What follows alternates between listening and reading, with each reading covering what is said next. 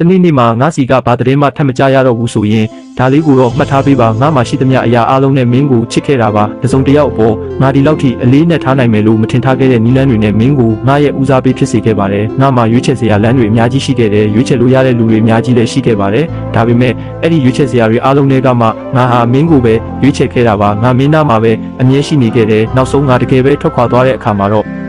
ငါရဲ့ရှိနေခြင်းကမပေးနိုင်ခဲ့တဲ့ငြိမ်းချမ်းမှုမျိုးကိုငါရဲ့မရှိခြင်းကနေမင်းရရှိပါစေလို့မျှော်လင့်ပါတယ်ငါရဲ့အချစ်တွေကပြည့်စုံမနေခဲ့ရင်တော့အစစ်အမှန်တွေပါပဲအခုလိုမင်းကိုလက်လွတ်လိုက်ရတဲ့အချိန်မှာတော့ငါမပေးနိုင်ခဲ့တဲ့ပျော်ရွှင်မှုမျိုးကိုမင်းရှာဖွေတွေ့ရှိပါစေလို့ငါရဲ့အစိတ်ပိုင်းတစ်ခုကအမြဲဆုတောင်းနေမှာပါငါအကြောင်းကိုမင်းတရိယာမိတဲ့အခါငါတို့ရဲ့နှွေးထွေးမှုတွေရေမောတန်တွေနဲ့စကလုံးတွေမလိုခဲ့တဲ့တိတ်ဆိတ်တဲ့အခိုက်အတန့်လေးတွေကိုပဲတရိယာပေးပါနှုတ်ဆက်နေခဲ့တဲ့အချိန်က